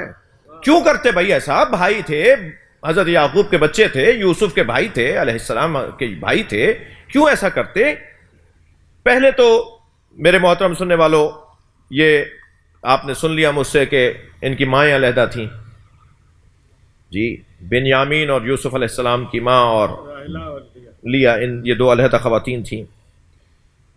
دوسرا سبب، اور کم سن تھے، اور فطری طور پر کم سن بچے سے، کم سن اولاد سے ماں باپ فطرتاً زیادہ پیار کا مظاہرہ کرتے ہیں، انہیں ضرورت ہوتی ہے زیادہ توجہ کی، چھوٹے بچوں کو زیادہ توجہ کی ضرورت ہوتی ہے، اور جب چھوٹے بچوں سے ماں باپ زیادہ پیار کا مظاہرہ کر رہے ہوں ان کے تقاضائے سنی کی وجہ سے، تو جو بڑے بہن بھائی ہوتے ہیں وہ دل چھوٹا کر رہے ہوتے ہیں، جبکہ وہ بھول چکے ہوتے ہیں کہ یہ سب کچھ ان کے ساتھ بھی ہو چکا ہے، یہ والدین نے یہ سب کچھ ان بچوں کے ساتھ بھی کیا ہوتا ہے، مگر وہ بھولے ہوئے ہوتے ہیں، وقت گزر چکا ہوتا ہے، انہیں یاد نہیں رہتا کہ ہمارے ساتھ بھی ایسا کچھ ہوا ہے۔ تو کیونکہ زیادہ پیار کا مظاہرہ تھا، تو ایک تو وجہ ان کی کم سنی، دوسرا حسین بہت تھے۔ حضرت یوسف تاریخ بشریت میں اس وقت تک اتنا حسین بچہ دنیا میں نہیں آیا جی، حضرت یوسف سے زیادہ حسین بچہ نہیں آیا تھا۔ میں ساری باتیں آج تو، یہ تو میں نے پہلے وعدہ لے لیا کہ 10 سال چلے گی تفسیر، یہ آج نہیں ہو پائے گی بات۔ حضرت یوسف حسین بہت تھے، کم سن تھے، اور جو سب سے بڑی بات، حسین تھے، حضرت یعقوب کے پیار کا عنوان رکھتے تھے، پیار دیتے تھے حضرت یعقوب، کم سن تھے، یہ سبب تھا پیار دینے کا جی، اور جو سب سے بڑی بات وہ یہ کہ حضرت یعقوب کو پتا تھا میرا یوسف نبی ہے۔ کیسے نبی بچے کو اور غیر نبی بچے کو برابر کر لے؟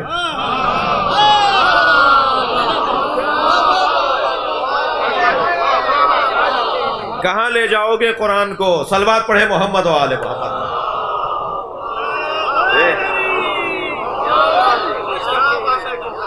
کیسے برابر کر دیں؟ نبی ہیں بھائی حضرت یوسف جی، نبی ہیں حضرت یوسف۔ یہ بے عدالتی کی بنیاد پہ نہیں تھا، یہ جس کے بارے میں ہم بات کر رہے ہیں، خبردار یہ معصوم ہے، یہ نبی ہے جسے یعقوب علیہ السلام کہتے ہیں، نبی، معصوم، امام، معصوم، بے عدالتی سوچا نہیں جا سکتا۔ یہ کیا بات ہوئی کہ بچوں کے ساتھ تفریق کر رہے ہوں، ایک بچے سے زیادہ پیار، دوسرے بچے سے کم پیار؟ یہ تفریق بے عدالتی کی بنیاد پر نہیں ہے، عین عدالت کی بنیاد پر ہے۔ جس کا جو حق ہے وہ اسے دیا جائے۔ یوسف نبی ہے، وہ نبی نہیں ہے، اس بنیاد پر حضرت یعقوب کا پیار حضرت یوسف سے زیادہ تھا، اور زیادہ تھا تو یکیدو لکا کیدا، نہ بتانا اپنا خواب، اس لیے کہ پھر یہ تمہارے خلاف سازشیں کریں گے۔ وہ جانتے تھے کہ اس کے خلاف سازشیں ہوں گی۔ توجہ عزیزو، اس قید کو، اس سازشی، یہ سازش تو نتیجہ ہے نا کسی سوچ کا۔ بھائی تھوڑا توجہ بڑھائیں، سازشیں نتیجہ ہوا کرتی ہیں ایک سوچ کا۔ وہ جو سوچ ہے اسے تبدیل کرنے کی ضرورت ہے، سازشیں خود بند ہو جائیں گی۔ یہ جو قرآن کہہ رہا ہے کہ یہ سازشیں کریں گے، تو سازش کیوں کریں گے؟ کچھ سوچتے ہوں گے تو سازش کریں گے نا۔ وہ سوچ ختم کر دینا ہنر ہے ان مجلسوں کا۔ ہم کیا کریں اپنی نشستوں کے ذریعے کہ سوچ کو تبدیل کر دیں، اور فتنہ ختم ہو جائے، فساد ختم ہو جائے، سازشیں ختم ہو جائیں۔ عزیزان گرامی، قرآن کی ایک آیت بہت سے بچوں کو سمجھ میں نہیں آتی، میں ادب سے بول رہا ہوں۔ اِنَّا بَعْضَ الظَّنِّ اسْمٌ، صحیح پڑھا میں نے؟ اِنَّا بَعْضَ الظَّنِّ اسْمٌ، بعض گمان بھی گناہ ہے۔ یہ سورہ حجرات ہے۔ بعض گمان بھی گناہ ہے۔ بھئی عمل کریں گے تو گناہ اور ثواب کی بات ہوگی نا۔ یہ سوچ گناہ کیسے ہے؟ یہ سوچ کیسے گناہ ہو سکتی ہے؟ یہ سوچنا گناہ کیسے ہو سکتا ہے؟ گناہ کا تعلق تو عمل کے ساتھ ہے، اور قرآن سورہ حجرات میں اللہ بیان کر رہا ہے کہ بعض گمان بھی گناہ ہے۔ جو گمان گناہ ہے اس گمان کو حسد کہا جاتا ہے۔ حسد سوچ ہے بھائی، حسد عمل کو نہیں کہتے۔ کسی سے حسد کا ہو جانا یہ سوچ ہے۔ انہیں ان سے حسد ہو گیا، کیا کیا انہوں نے؟ اب کچھ کریں گے تو حسد کا نتیجہ نکلے گا۔ وہ جو کچھ کریں گے اسے سازش کہا جاتا ہے۔ یہ سازش حسد کا نتیجہ ہے، اور حسد سوچ ہے، اور بعض سوچنے کو بھی اللہ نے، بعض چیزوں کے سوچنے کو بھی اللہ نے گناہ قرار دیا ہے۔ جی سوچ گناہ کیسے ہوگی؟ حسد گناہ ہے یا نہیں؟ کتنا بڑا گناہ ہے حسد؟ کیوں حسد ہے؟ حضرت یعقوب کے بچوں کو حضرت یوسف سے توجہ۔ پہلے تو دیکھیں وہ دو کام کریں گے، ایک تو حسد کریں گے، سازش، یعنی حسد کا نتیجہ سازش۔ کیوں کریں گے سازش؟ کیونکہ حسد ہوگا۔ پہلے تو وہ حسد کریں گے، دوسرا شیطان ان سے یہ کام کروائے گا۔ اللہ نے یہ کیوں نہیں کہا؟ توجہ، لا تقصص رویاک علی اخوتک، اپنے اس خواب کو اپنے بھائیوں کے سامنے بیان نہ کرنا۔ ان الشیطان للانسان عدو مبین فیکید لک کیدا۔ اگر حضرت یعقوب چاہتے تو یہ کہہ دیتے نا، پہلے کہتے شیطان انسان کا کھلا دشمن ہے اور وہ تمہارے خلاف سازشیں کریں گے۔ ترتیب میں سازشوں کو پہلے کیوں رکھا اور شیطان کا ذکر بعد میں کیوں کیا ہے؟ میرا سوال روشن ہے؟ اللہ نے شیطان کا ذکر پہلے کیوں نہیں رکھا اور بھائیوں کی سازشوں کو پہلے کیوں بیان کیا ہے؟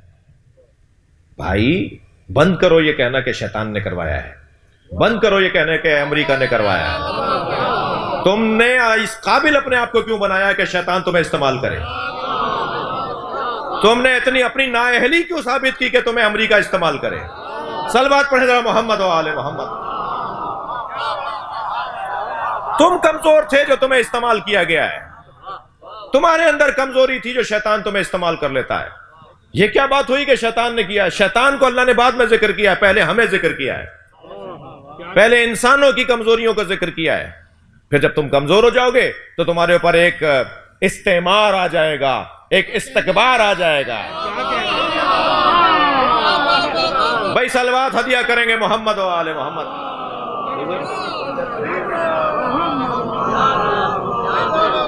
ترتیب ہے، قرآن ہے بھائی، ہے یہ، میں آگے پیچھے نہیں کر سکتا، یہ قرآن ہے، ہمیں قرآن سمجھنا ہے۔ کہ دو کام ہوں گے، ایک تو حسد ہوگا، دوسرا شیطان کام کرے گا۔ تو حسد پہلے ہو رہا ہے، کمزوری تمہارے اندر پہلے آئی ہے، پھر کوئی اور تمہارے جراثیم تم پہ حملے کریں گے۔ بیرونی سازشیں جب آئیں گی جب اندرونی کمزوریاں ہوں گی۔ صلوات پڑھیں ذرا محمد و آل محمد۔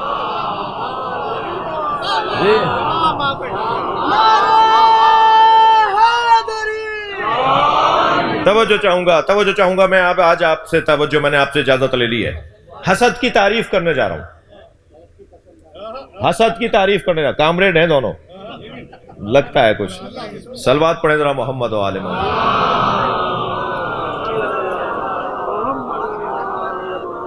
یہ والی گفتگو ذرا اس مزاج کے لوگوں کو اچھی لگتی ہے. توجہ ہے. حسد کی تعریف کرنے جا رہا ہوں. حسد کی تعریف کیا ہے؟ خون جگر سے مضمون تیار ہوئے ہیں یہ. حسد کی تعریف: آرزوئے زوال نعمت اس شخص سے جو مستحق نعمت ہو.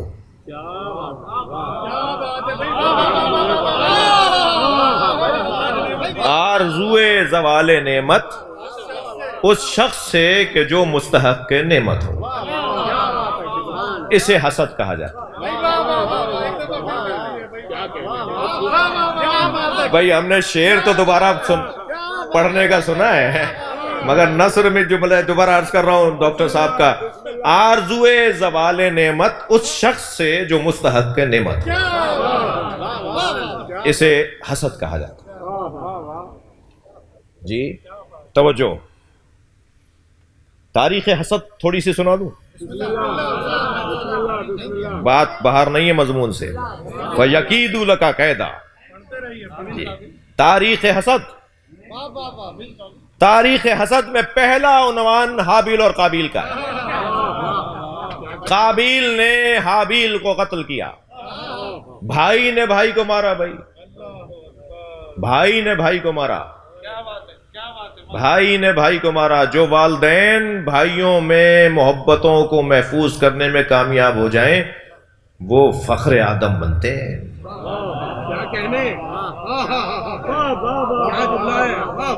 توجہ چاہوں گا آپ سے میں. جی حابیل اور قابیل کی ہسٹری، تاریخ حسد کی تاریخ ہے. قابیل نے حابیل اپنے بھائی کو قتل کیا. اس کی دو وجہ تھی بھائی.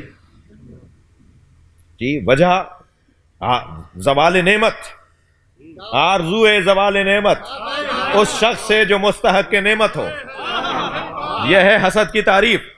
تو قابیل نے حابیل کو جو قتل کیا اس کے دو سبب تھے. ایک سبب تو یہ تھا کہ وہ ذہین بہت زیادہ تھا، یعنی مقتول ذہین بہت زیادہ تھا. اور جب ذہانت ہو تو پھر ظاہر ہے اس کی سنی جائے گی، اس سے پوچھا جائے گا، اسے اہمیت دی جائے گی، اسے مقام دیا جائے گا. تو جسے مقام نہیں دیا جا رہا، جس کو اہمیت نہیں دی جا رہی، وہ حسد کرنے لگے گا. اور دوسرا جو تاریخ نے لکھا ہے، ان کی زوجہ حسین بہت تھی. جی حضرت حابیل کی زوجہ حسین تھی، ان کی زوجہ ایسی نہیں تھی، تو ان کا دل چھوٹا ہوتا تھا. صلوات پڑھ لیں. جی تو میں آپ کو بتا رہا ہوں کہ تاریخ میں کیا کیا گزرا ہے، تو ذرا ہوشیار رہیے گا. صلوات پڑھ لیں ذرا محمد و آل محمد. اللہم صل علی محمد و آل محمد. تو تاریخ حسد کا ایک عنوان. دوسرا عنوان تاریخ حسد کا خود حضرت یوسف کے بھائیوں کا ان کے ساتھ حسد کرنا، اور جس کی وجہ ہم بیان کر چکے کہ حضرت یعقوب ان سے پیار کرتے تھے کیونکہ وہ نبی تھے، کیونکہ وہ حسین تھے، کیونکہ وہ کم سن تھے. اور تیسرا تاریخ حسد کے اندر جو ایک عنوان ہے وہ قرآن کی آیت ہے، سورہ مبارکہ نساء میں 54ویں آیت. ام یحسدون الناس علی ما آتاہم اللہ من فضلہ فقد آتینا علی ابراہیم الکتاب والحکمہ وآتیناہم ملکا عظیما.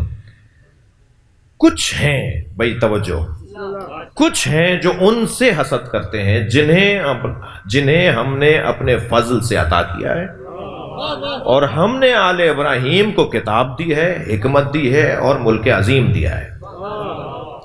جنہیں ہم نے اپنی جانب سے فضل کے طور پر کتاب دی ہے، اللہ کہہ رہا ہے، حکمت دی ہے اور ملک عظیم دیا ہے، ان سے کچھ لوگ حسد کرتے ہیں. کتاب سے مراد قرآن، حکمت سے مراد نبوت، ملک عظیم سے مراد امامت. ایک گھر ایسا ہے جہاں کتاب بھی آئی ہے، نبوت بھی آئی ہے، امامت بھی آئی ہے.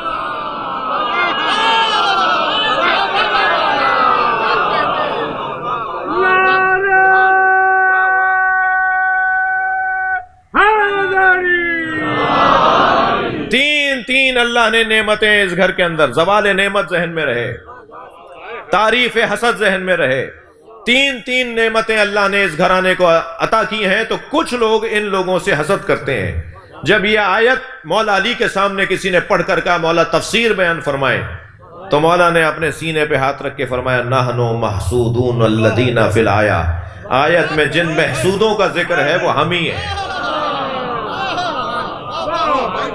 ہمارے ساتھ حسد ہوا ہے۔ یہ جو کچھ ہوا ہے اہل بیت کے ساتھ یہ حسد کی بنیاد پر ہوا ہے۔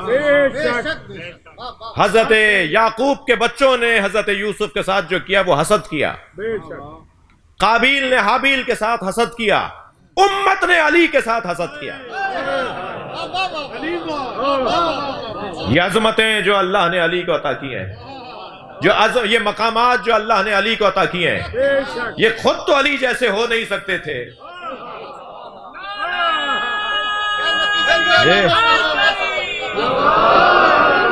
اور بات یہاں تک پہنچی کہ علی کے بچوں کو مار دو، علی کے گھر کو تباہ کر دو۔ میں عزیزو کل کیونکہ اس مضمون کو آگے نہیں بڑھا سکوں گا، آیت دوسری ہے اور پیغام دوسرا ہے، نتیجہ دے رہا ہوں کہ حسد کی کچھ نشانیاں ہیں اور حسد کا کوئی علاج بھی ہے۔ اتنا خطرناک مرض ہے جو اہل بیت کو تکلیف پہنچاتا ہے، لہذا اہل بیت کے چاہنے والوں کو اس بیماری سے ایسے دور رہنا چاہیے جیسے کوڑ کے مریض سے،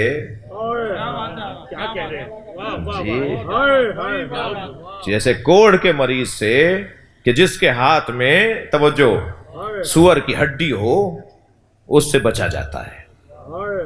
ایسے بچیں گے اہل بیت کے چاہنے والے اس حسد کی بیماری سے۔ کبھی نہیں سوچیں گے یہ کہ فلاں کے پاس یہ چیز کیوں ہے اور میرے پاس۔ اچھا، حسد میں اور غبطہ میں فرق ہے، جسے ہم اپنی زبان میں عربی میں اور حدیث میں غبطہ کہتے ہیں، غین بے توئے ہے غبطہ، اور ہم اپنی زبان میں رشک کہتے ہیں، جی قابل رشک ہے، جی وہ کہتے ہیں محاورہ بولتے ہیں۔ غبطہ، رشک اور حسد کے اندر فرق ہے۔ توجہ، حسد زوال نعمت کی آرزو ہے اور رشک حصول نعمت اس جیسا ہو جائے، مجھے بھی تو یہ مل جائے، وہ جو نعمت اسے تو نے دیے مجھے بھی دے دے، اسے رشک کہا جاتا ہے۔ میں نہیں چاہتا کہ اس سے نعمت لے لے مگر مجھے بھی دے دے۔ اللہ کو یہ آرزو اچھی لگتی ہے، وہ آرزو اچھی نہیں لگتی۔ لہذا قیامت کے اندر مولا عباس کی عظمت کو بیان کرتے ہوئے مولا صادق فرماتے ہیں،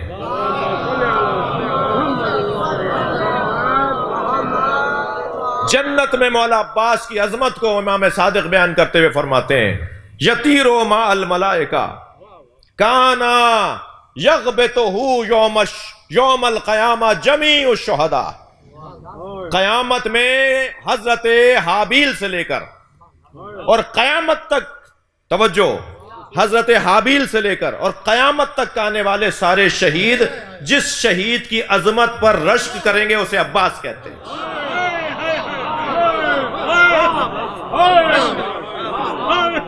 جمیع الشہداء، مولا صادق کا فرمان، قیامت تک جو بھی لوگ مارے جائیں گے اللہ کی راہ میں، حضرت حابیل سے لے کر اور قیامت تک جو بھی اللہ کی راہ میں مارے جائیں گے، وہ حضرت عباس کے مقام کو دیکھ کر کہیں گے کاش یہ عظمت ہمیں بھی مل جاتی۔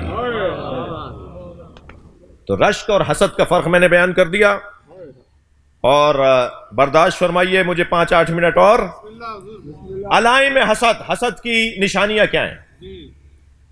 ڈاکٹر آپ کی آنکھ کو دیکھتا ہے پیلی ہو رہی ہے، ناخن آپ کے سفید ہو رہے ہیں، کیلشیم کی کمی ہے مثلا، مجھے نہیں پتا، میں ایسے ہی بول گیا ہوں جی، مثلا جو ہے وہ آپ کے وہ ایسے ہاتھ کروا کے دیکھتے ہیں، انگلیاں اگر کہاں پر رہی ہیں تو وہ کچھ بتائیں گے آپ کو کہ یہ آپ کو یہ پریشانی ہے۔ علائم سے پتہ چلتی ہیں نا بیماریاں، تو علامتوں سے، تو علائم حسد کیا ہے؟ حسد کی نشانیاں کیا ہیں؟ حسد کی ایک نشانی یہ ہے، حسد کرنے والے کا دکھ، غم، پریشانیاں بڑھ جاتی ہیں، پریشان رہتا ہے، جب دیکھو منہ اترا ہوا ہے، جب دیکھو منہ اترا ہوا ہے۔ بھائی کیا تمہاری کشتی ڈوب گئی؟ کیا ہوا؟ کیا قیامت آ گئی جو تمہارا چہرہ ایسا ہو گیا ہے؟ اس کے چہرے سے پتا چلتا ہے یہ کسی سے جل رہا ہے. ارے بھائی تم اپنا خون کیوں جلا رہے ہو؟ تمہارا چہرہ ایسا پھیکا کیوں ہو رہا ہے؟ تو چہرے سے معلوم ہو جاتا ہے یہ کسی سے جل رہا ہے. اندوہ اور غم اس کے چہرے پر آئے ہوتے ہیں. اور حدیث سناؤں گا، من کسرا حسدہ تعالی علمہ، جس کا حسد بڑھنے لگتا ہے اس کا غم بڑھنے لگتا ہے. اس کی پریشانیاں گھول رہا ہوتا ہے، اس کی پریشانیاں بڑھ رہی ہیں. دوسری نشانی، دوسری علامت، غصہ اس کا بڑھنے لگتا ہے، بات بات میں الجھتا ہے، بات بات میں لڑتا ہے، لڑوں کرتا ہے، بات بات میں الجھتا ہے. ارے بھائی کیا پریشانی ہے؟ میں نے تو آپ سے کچھ نہیں کہا. غصہ کہیں اور کا ہے، اتار ہم پہ رہے ہو. غصہ اس بات کا ہے کہ اسے فلاں نعمت کیوں مل گئی ہے، ناراض آپ ہم سے ہو رہے ہیں. وہ بات بات میں لڑنے کی بات ہے. الحسود غضبان علی القدر، حدیث سنا رہا ہوں. حسد کرنے والا ہمیشہ غصے میں رہتا ہے جہاں تک اس سے ہو سکتا ہے. یہ حدیث کہہ رہی ہے جہاں تک اس سے ہو سکتا ہے، علی القدر، جہاں تک اس سے ہو سکتا ہے وہ غصے میں رہتا ہے. تیسری نشانی یہ ہے کہ وہ چاپلوسیاں کرتا ہے کچھ لوگوں کی اور کچھ لوگوں سے گٹتا ہے. فضائل کا انکار کرتا ہے، لوگوں کی خوبیوں کا انکار کرتا ہے.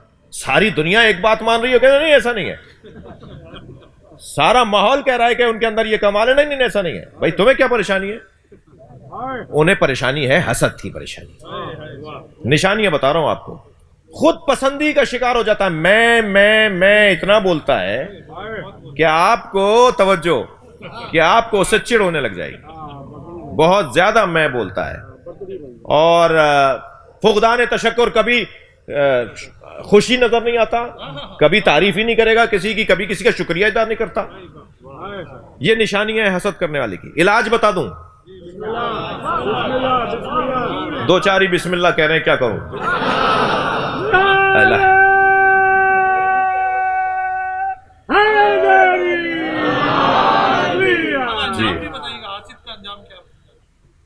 جی یہ خود آگ میں جلتا رہتا ہے، بیمار ہو جاتا ہے. تو علاج حسد بتا رہا ہوں. حسد کے 3 علاج ہیں. کیا کریں ہم خدا نخواستہ اگر اس بیماری میں مبتلا ہو جائیں تو کیا کریں؟ پہلا تو اپنے دین میں بہتری لے کر آؤ. جتنے آج دیندار ہو اس سے ایک قدم آگے آ جاؤ. بھائی جو بھی دین مانتے ہو، کیا کہہ رہے ہیں جی دین میں بہتری لے کر آ جاؤ. دین میں بہتری آنے سے حسد کی بیماری کا علاج ہو جائے گا. دوسرا، اپنے اعمال کو بہتر کرو. اعمال کو بہتر کرنے سے اس کے پیچھے کیوں لگے ہوئے ہو؟ اس کو کیوں سوچ رہے ہو؟ اس پر کیوں اپنا وقت ضائع کرو؟ تم خود کر کے دکھا دو. یہ کام تم خود کر لو، اعمال کو اپنے بہتر کر لو، اس بیماری سے نجات مل جائے گی. اور تیسرا، ایسے لوگوں کے ساتھ ملنا بیٹھنا شروع کر دو جن کی سوچ اونچی ہوتی ہے. دوستیاں تبدیل کرو اور ایسے لوگوں سے دوستیاں ہو جائیں، ایسے لوگوں سے تعلقات بنا لیں جن کی سوچ اونچی ہوتی ہے. یہ حسد کوتاہ فکری کا نتیجہ ہے. اور جب ہم بڑے لوگوں کے ساتھ بیٹھیں گے تو دماغ کھلے گا اور ہم کسی سے حسد نہیں کریں گے. یا اللہ ان باتوں پہ عمل کی توفیق عطا فرما. قرآن کے اس سورے پر عمل کی توفیق عطا فرما. ہمارے بھائی کی والدہ جناب مشیر فاطمہ بیمار ہیں، انہیں شفا عطا فرما. ہم سب کا انجام، ہمارا خاتمہ بالخیر فرما. امام زمانہ کے ظہور میں تعجیل فرما، تعجیل فرما، تعجیل فرما. بلند تر صلوات.